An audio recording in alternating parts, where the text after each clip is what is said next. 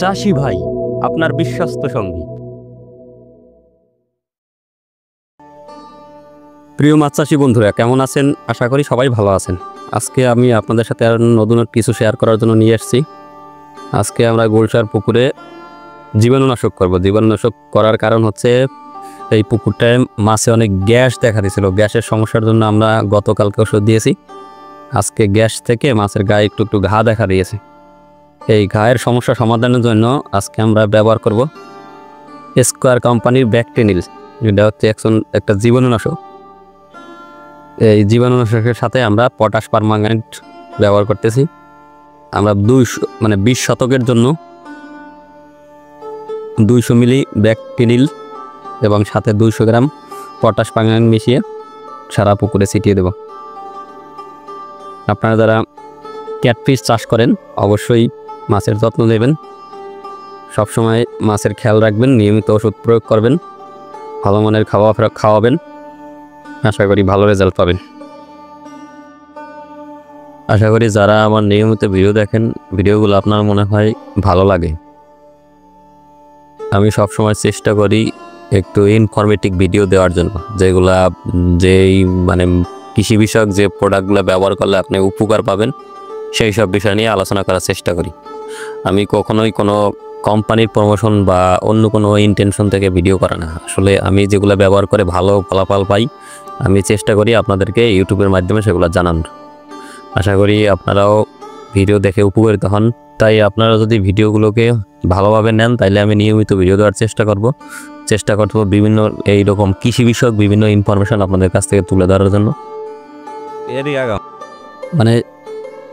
দুইটা দিতে বলছে নাকি? 200 মিলি আর হচ্ছে পটাশ হলো 200 গ্রাম। পানি ওইটা কতগুলো আছে? 5 ফুট আছে না বেশি আছে? 5 ফুট হবে।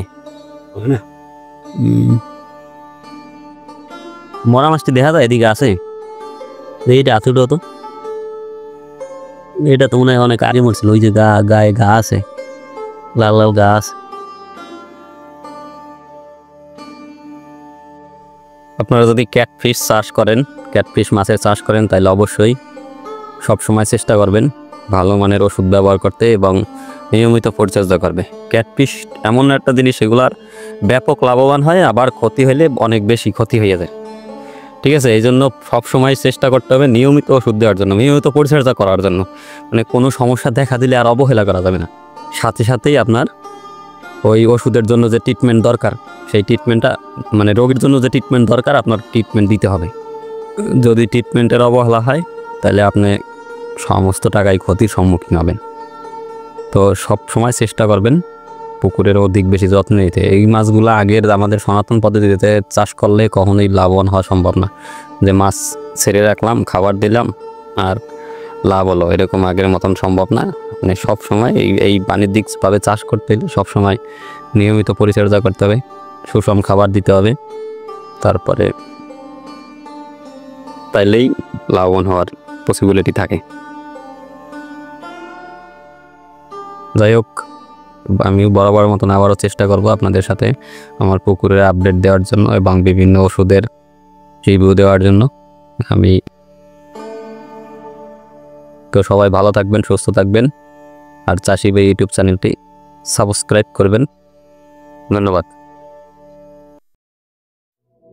চাষি ভাই, আপনার বিশ্বস্ত সঙ্গী।